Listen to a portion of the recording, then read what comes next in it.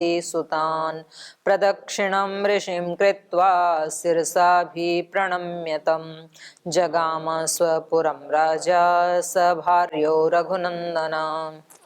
भाषमाणं महात्मानं राजपुत्र्यौ द्विवचन प्रसाद्य तम।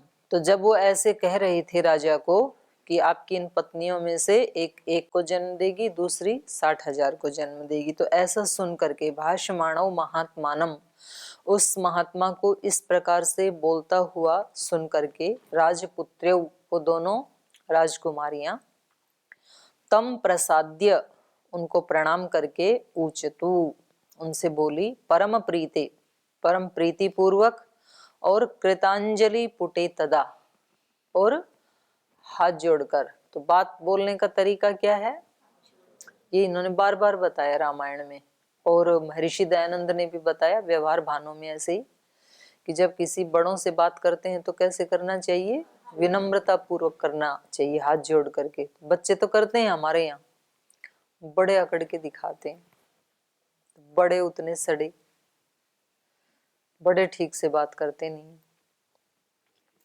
तो ये उनसे दोनों रानियां भृगु ऋषि से हाथ जोड़ करके बात कर रही हैं। एकः कस्य सुतो ब्रह्मन् का बहुन जनयिष्यति श्रोतुम इच्छा वहे ब्रह्मन् सत्यमस्तो वचस्तव। तो उन्होंने कहा, कस्याः एक सुतो ब्रह्मन्, हे ब्रह्मन, हे भगवान, कस्य, कौन, किस रानी को एक पुत्र होगा, क्योंकि उनको वो हो गई ना जिज्ञासा कि हमारे में से कौन सी एक है जिसको एक होगा, और कौन सी एक है जिसको 60,000 होंगे। तो वो भी अभी स्पष्ट कर लेते हैं, इनसे पूछ लेते हैं, निर्णय हो जाए अभी। कस्या एक सुतो ब्रह्मन का बहुन जनिष्यति, और कौन बहुत सारों को पैदा करेगी। श्रोतुम इच्छा वहे, हम सुनना चाहते हैं। इच्छे इच्छा वहे, इच्छा महे, तो द्विवचन है इसलिए इच्छा वहे। श्रोतुम इच्छा वहे ब्रह्मन सत्यमस्तु वचस्तवः, आपके वचन को हम सत्य मान करके सुनना चाहते हैं, क्योंकि आपका वचन तो हमेशा सत्य ही होता है। तयोस्तद्वचनं श्रुत्वा भृगु परम धार्मिक उवाच परमां वाणीं स्वछंदोत्र विधीयताम्। तो कहा कि उवाच परमाम वाणीम, उन्होंने परम वाणी में, उत्तम वाणी में बोला, स्वछंदो अत्र विधीयताम, तुम लोग आप अपनी इच्छा को प्रकट करो। एको वंश करो वास्तु बहवो वा महाबला, बोले तुम बताओ, तुम्हारे में से आपको एक चाहिए वंश को आगे बढ़ाने वाला, या अनेक चाहिए, दोनों से ऐसे पूछा। स्वच्छंद तो अत्र विधीयताम, माने स्वच्छंद होकर के, निर्भीक होकर के आप यहाँ पर बताओ, एको वंश करो वा बहवो महाबला वा अस्तु, आपके पास एक पुत्र आना चाहिए या बहुत सारे पुत्र आने चाहिए, दोनों से पूछा ऐसे। कीर्तिमंतो महोत्साह का वा कम वरम इच्छति, आप में से आपको कीर्ति करने वाले, महान उत्साह वाले बहुत सारे पुत्र चाहिए, या एक ही पुत्र वंश को आगे बढ़ाने वाला चाहिए, ऐसे दोनों से बारी बारी से पूछा उन्होंने। मुनेस्तु वचनं श्रुत्वा केसिनी रघुनंदन पुत्रं वंशकरं राम जग्राह नृपसन्निधौ। तो ऐसे जब मुनि ने उनसे ही ऑप्शन पूछा, तो मुनि के वचनों को सुनकर के जो बड़ी रानी थी केशिनी, हे रघुनंदन, केशिनी ने कहा, पुत्रम वंशकरम राम जग्राह नृप सन्निधौ, मैं चाहती हूँ कि नृप सन्निधौ, राजा की सन्निधि में रहने वाले एक पुत्र को मैं जन्म दूं, जो आगे वंश को आगे बढ़ाएगा। पुत्रम वंशकरम राम, हे राम, उन्होंने, केशिनी ने ऐसे कहा कि अपने पिता की सन्निधि में रह करके जो वंश को आगे बढ़ाए, ऐसे एक पुत्र को मुझे पाने की इच्छा है। षष्टिम पुत्र सहस्राणि सुपर्ण भगिनी तदा महोत्साहान कीर्तिमतो जग्राह सुमति सुदान। तो फिर छोटे वाली जो सुमति थी, उन्होंने तदा षष्टि पुत्र सहस्राणी, जो सुपर्ण की भगिनी थी, बहन थी, उन्होंने कहा कि मुझे महोत्साहन कीर्तिमत, महान उत्साही, महान बल वाले और कीर्तिमत, महान कीर्ति वाले सुतान जग्राह, उसने फिर 60,000 महान तेजस्वी पुत्रों को प्राप्त किया। प्रदक्षिणं ऋषिं कृत्वा शिरसाभिप्रणम्य तं जगाम स्वपुरं राजा स भार्यो रघुनंदन। हे राम, हे रघुनंदन, प्रदक्षिणम ऋषिं कृत्वा, तो इस प्रकार से उन तीनों ने ऋषि की प्रदक्षिणा की। प्रदक्षिणा क्यों की जाती है? मंदिरों में भी प्रदक्षिणा करते हैं, बड़ों की भी प्रदक्षिणा करते हैं। जब ये संस्कार होता है ना आपका, उपनयन संस्कार, तो गुरु की भी प्रदक्षिणा करते हैं। तो प्रदक्षिणा का मतलब क्या है? तो आगे से ही कर लो, चारों तरफ प्रदक्षिणा क्यों करते हैं? तो रोज तो करते हो आपने, तो सबने कर रखी है। तो घूमे तब क्या सोच रही थी जब चारों तरफ घूम रही थी?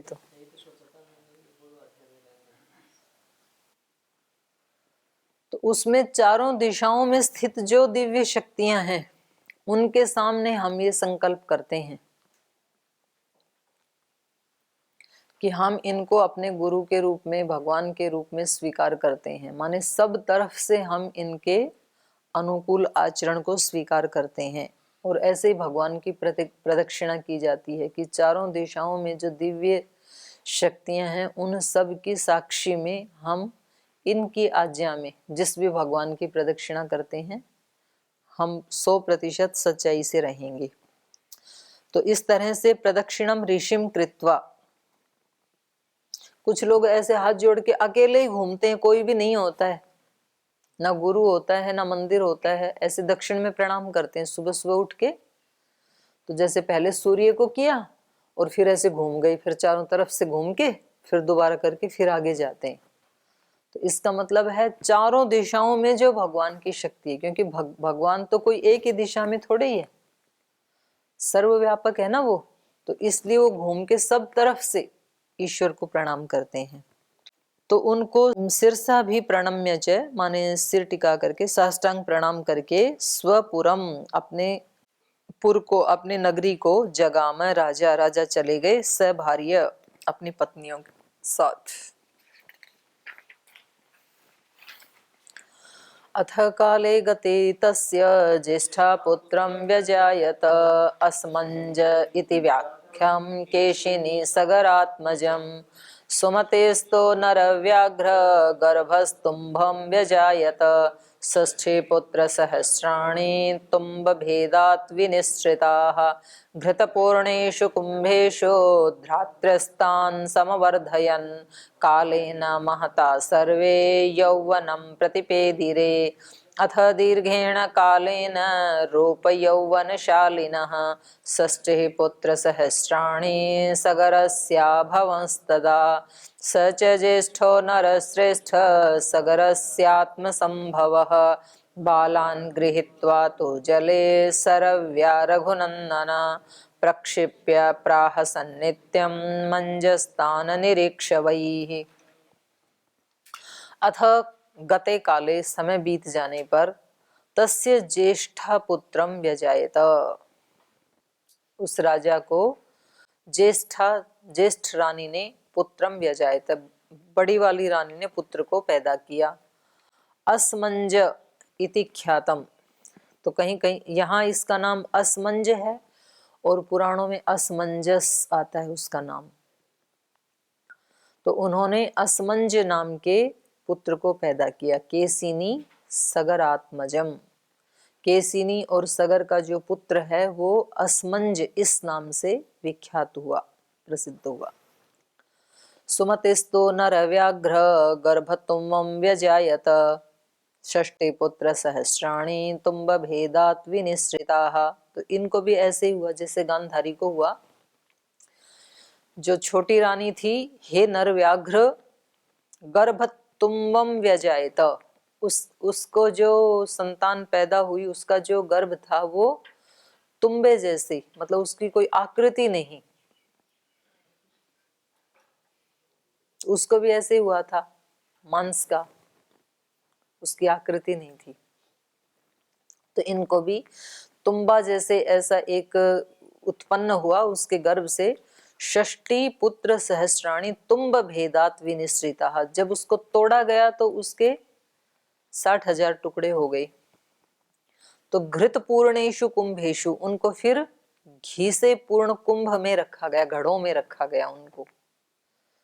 वैसे ये तो आयुर्वेदिक वो तो है ट्रीटमेंट, पहले तो उसी में ही तो रखते थे। राजा दशरथ को भी तो तेल में रखा गया, जब तक भरत जी नहीं आ गई, तब शायद आइस नहीं होगी उनके पास, या आइस बर्फ बनाने के कुछ फ्रीजर आदि नहीं होंगे, ऐसी टेक्नोलॉजी नहीं होगी। जो भी है, जब भरत जी को तो आने में 3 दिन लगे थे, फ्लाइट तो थी नहीं उस समय, रथ से ही आते थे।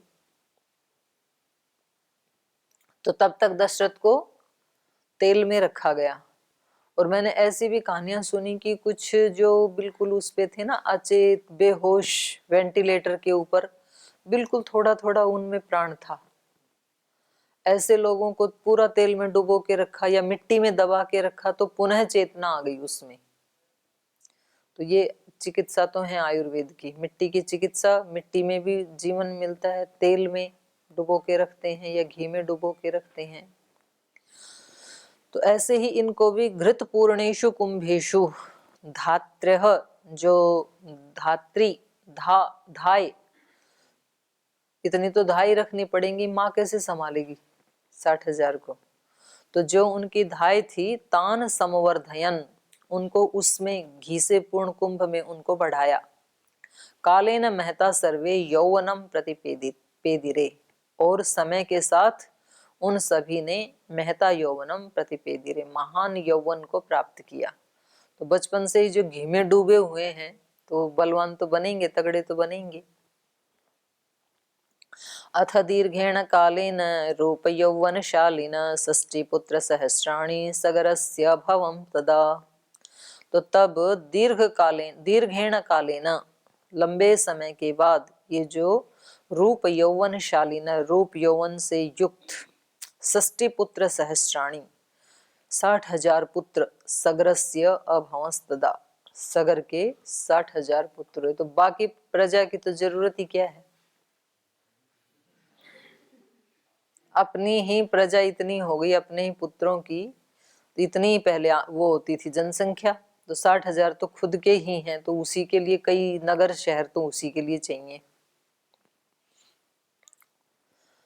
सच ज्येष्ठो नरश्रेष्ठ सग्रस्यात्म संभव बालान गृहीत्वा तु जले सरव्या रघुनंदन।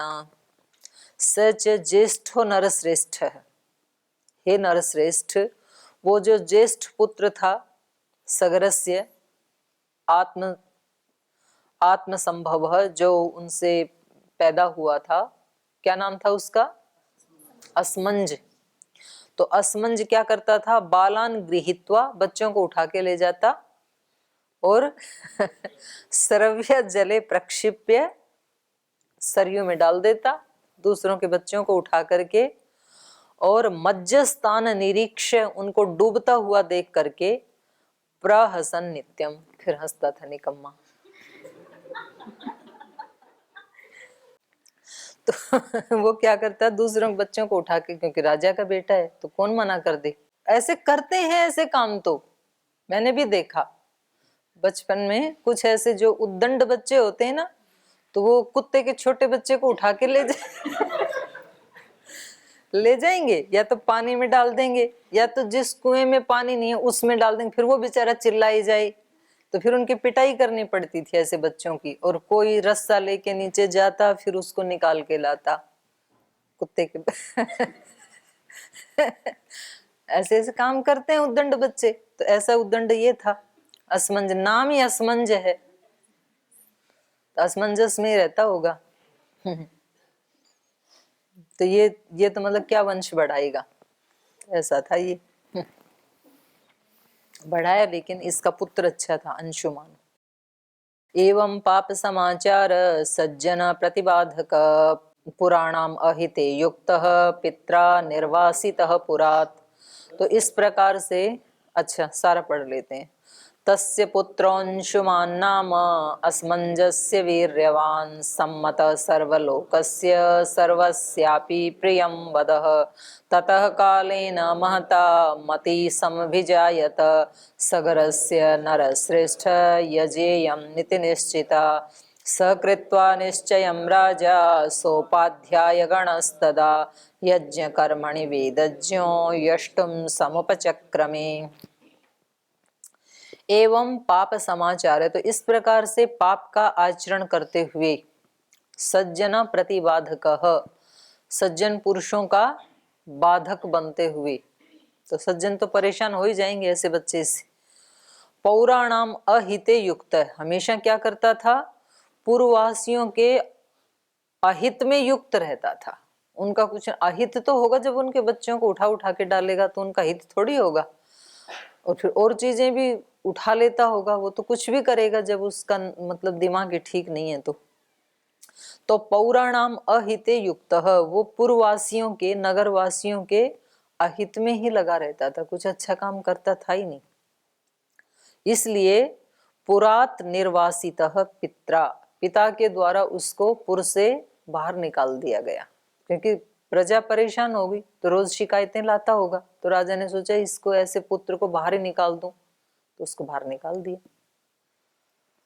तो इसमें दो उसके आचरण हो सकते हैं, दो कारण हो सकते हैं। एक तो राजा अपनी प्रजा से इतना प्रेम करने वाला हो तो भी बाहर निकाल देगा, या फिर राजा परेशान इतना हो जाए, रोज आके शिकायत करे ना, तो भले ही उसकी इच्छा नहीं है तो भी बाहर निकालना पड़ेगा। तो उन्होंने जो भी कारण है अपने नगर से उसको बाहर निकाल दिया। तस्य पुत्रो अंशुमान, लेकिन उस असमंजस्य वीर्यवान, उस बलवान तो था क्योंकि राजा का बेटा है, अच्छा खाता पीता होगा, तो उसका जो पुत्र है अंशुमान वो अच्छा था। तस्य पुत्रो अंशुमान नाम असमंजस्य वीर्यवान सम्मतः सर्वलोकस्य, सर्वलोकस्य सम्मत, सब लोक का वो, सब लोकवासी उसको अच्छा मानते थे। सर्वस्यापि प्रियम वद, और वो सब के साथ प्रिय बोलने वाला था। देखो कैसे उल्टे वंश हो जाते हैं, पिता इतना निकम्मा और पुत्र सबके साथ तालमेल बिठाने वाला, प्रिय बोलने वाला। तो अंशुमान अच्छा था।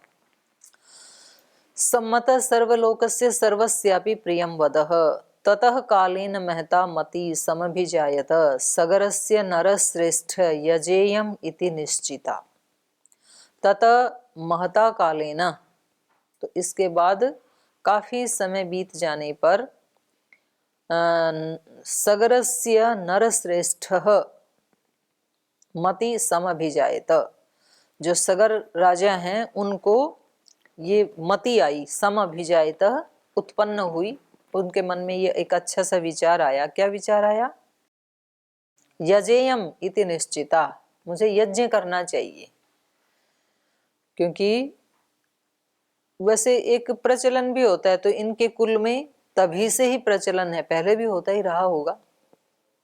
तो समय समय पे ये बड़े यज्ञ करते थे, तो इन्होंने भी किया। पीछे हमने पढ़ा था, वो तो इनके बाद आएंगे, यद्यपि सगर के बाद आएंगे दशरथ, तो उन्होंने भी अश्वमेध किया, फिर राम ने भी किया। तो इनकी हर पीढ़ी में दिखाई देता है कि वो बड़ा यज्ञ का अनुष्ठान करते हैं। तो इनके मन में ये आया कि मुझे यज्ञ करना चाहिए। सकृत्वा निश्चय राजा सोपाध्याय गणस्तदा यज्ञ कर्मणि वेदज्ञो यष्टुम समुपचक्रमे। तो इस प्रकार से राजा ने निश्चय किया यज्ञ का। स राजा निश्चयम कृत्वा, निश्चय करके, स उपाध्याय गणस्तता, तदा स्वयं और अपने उपाध्याय आदि जो उसके मंत्री आदि थे, उसके जो प्रिय गण थे, वेद वेत्ता थे, उन सब के साथ सलाह करके, निश्चय करके, यज्ञ कर्मणि वेदज्ञो यष्टुम समुपचक्रमे, यज्ञ कर्म में जो वेदज्ञ थे उनसे सलाह करके यष्टुम, यजन करने के लिए, समुपचक्र में वो दीक्षित हो गया, यज्ञ की तैयारियों में लग गया, यज्ञ में दीक्षित हो गया।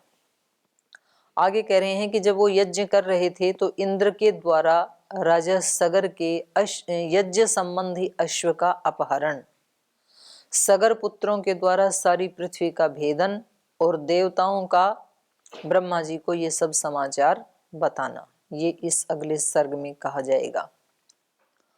इसको पढ़ते हैं। विश्वामित्र वचः श्रुत्वा कथान्ते रघुनंदन उवाच परम प्रीतो मुनिं दीप्तिम इवानलम् श्रोतुमिच्छामि भद्रं ते विस्तरेण कथयामि मां पूर्वजो मे कथं ब्रह्मन् यज्ञं वै समुपाहरत् तस्य तद्वचनं श्रुत्वा कौतूहलसमन्वितः विश्वामित्रस्तु काकुत्स्थम् उवाच प्रहसन्निव श्रूयतां विस्तरो राम सगरस्य महात्मनः शङ्करश्वशुरो नाम्ना हिमवानिति विश्रुतः। विश्वामित्र वचः श्रुत्वा रघुनन्दनः कथा अन्ते उवाच परम प्रीतो मुनिः दीप्तिम इव अनलम्। तो इस प्रकार से विश्वामित्र के वचनों को सुनकर के, विश्वामित्र सुना रहे हैं, श्री राम सुन रहे हैं, तो इनके वचनों को सुनकर के कथा अंते, कथा के अंत में जब ये सुना रहे हैं तो कथांते रघुनंदन उवाच, जब उन्होंने बोलना बंद किया तो श्री राम ने उनसे कहा परम प्रीत, प्रीति पूर्वक, मुनिम, विश्वामित्र मुनि से कहा। और मुनि कैसे हैं? दीप्तम इव अनलम, उनकी दीप्ति कैसे है? तेजस्वी हैं वो, जैसे कि अग्नि का तेज हो, ऐसे तेजस्वी मुनि विश्वामित्र को श्री राम ने कहा। श्रोतुमिच्छामि भद्रं ते विस्तरेण कथामिमां पूर्वजो मे कथं ब्रह्म यज्ञं वै सम उपाहरत। भद्रम ते, हे ऋषि, हे मुनिवर, आपका कल्याण हो। श्रोतुम इच्छामि, मैं सुनना चाहता हूँ, विस्तरेण, विस्तार पूर्वक, इमाम कथाम, इस कथा को मैं और भी विस्तार पूर्वक सुनना चाहता हूँ कि उन्होंने अपने मंत्रियों से, अपने वेदज्ञ उपाध्याय गणों से सलाह करके जो यज्ञ की दीक्षा ली, तो उसके बाद उनका यज्ञ कैसा चला, आगे क्या हुआ, उसका यज्ञ का परिणाम क्या हुआ, ये सब मैं आपसे सुनना चाहता हूँ विस्तार पूर्वक। श्रोतुमिच्छामि भद्रं ते विस्तरेण कथामिमां पूर्वजो मे कथं ब्रह्मन्, मेरे पूर्वज कैसे थे, हे ब्रह्मन, कथम में पूर्वज, यज्ञम वै सम उपाहरत, कैसे उन्होंने उस यज्ञ को संपन्न किया, ये सब मैं सुनना चाहता हूँ। तस्य तद्वचनं श्रुत्वा कौतूहल समन्वित विश्वामित्रस्तु काकुत्स्थम् उवाच प्रहसन्निव। तो श्री राम के इस प्रकार कौतूहल समन्वित, कौतूहल से युक्त, जिज्ञासा से युक्त वचनों को सुन करके विश्वामित्रस्तु उवाच प्रहसन्निव काकुत्स्थम, उस श्री राम को प्रहसन इव, मुस्कुराते हुए, हंसते हुए विश्वामित्र ने इस प्रकार से कहा। श्रूयतां विस्तरो राम सगरस्य महात्मन शंकरश्वशुरो नाम्ना हिमवानिति विश्रुतः। कह रहे हैं राम, श्रूयताम, विस्तर, विस्तार से सुनो, मैं आपको बताता हूँ। सगरस्य महात्मन, उस महात्मा सगर के बारे में, उसकी यज्ञ के बारे में मैं आपको विस्तार से सुनाता हूँ, आप सुनिए। शंकर स्वसुर नामना हिमवान इति विश्रुता, शंकर के स्वसुर, उनका नाम था हिमवान, पार्वती के पिताजी। शंकर स्वसुरो नामना हिमवान इति विश्रुतः विंध्य पर्वतम् आसाद्य निरीक्षेते परस्परं तयोर्मध्ये समभवत् यज्ञ सह पुरुषोत्, यज्ञ स पुरुषोत्तम स हि देशो नरव्याघ्र प्रशस्तो यज्ञकर्मणि तस्याश्वचर्यां काकुत्स्थ दृढधन्वा महारथः अंशुमान करोत्तात सगरस्य मते स्थितः यजमानस्य वासवः राक्षसीं तनुम् आस्थाय यज्ञम् अश्वापाहरत् ह्रियमाणे तु काकुत्स्थ तस्मिन् अश्वे महात्मन उपाध्याय गणा सर्वे यजमानं मथ अब्रुवन् अयं पर्वणि वेगेन यज्ञाश्वोपनीयते हर्तारं जहि काकुत्स्थ हयश्चैव उपनीयताम् यज्ञश्छिद्रं भवेत्येतत् सर्वेषां शिवाय नः तत तथा क्रियतां राजन् यज्ञच्छिद्रं कृतो भवेत् सोपाध्यायवचः श्रुत्वा तस्मिन् सदसि पार्थिवः षष्ठे पुत्रसहस्राणि वाक्यम् एतदुवाचः गतिः पुत्रान् पश्यामि रक्षसां पुरुषर्षभाः मंत्रपोतै महाभागै आस्थितो हि महाक्रतुः। कह रहे हैं कि दो पर्वत हैं, एक हिमवान, हिमवान को तो शंकर जी का ससुर कहा जाता है, और दूसरे हैं विंध्य पर्वत। विंध्य पर्वतम आसाद्य निरीक्षेते परस्परम, तो वो आमने सामने ही इतने ऐसे फैले हुए हैं, तो इधर हिमालय तो इधर विंध्य पर्वत। तयोर मध्य, उन दोनों के बीच में जो भूमि है नीचे, तयोर मध्य समभवत यज्ञ स पुरुषोत्तम, तो उन दोनों पर्वतों के बीच में ये यज्ञ हुआ। तो यज्ञ कैसे संपन्न हुआ ये कल पढ़ेंगे, आज यहीं विराम लेते हैं।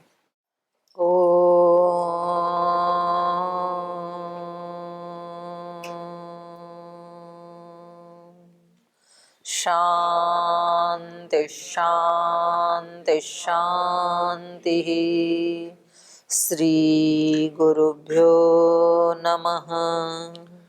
राम का गुणगान करिए, राम का गुणगान करिए, राम प्रभु की भद्रता का सभ्यता का ध्यान धरिए, ध्यान धरिए, राम का गुणगान करिए, राम का गुणगान करिए, राम के गुण गुण चिरंतन, राम के गुण गुण चिरंतन, राम गुण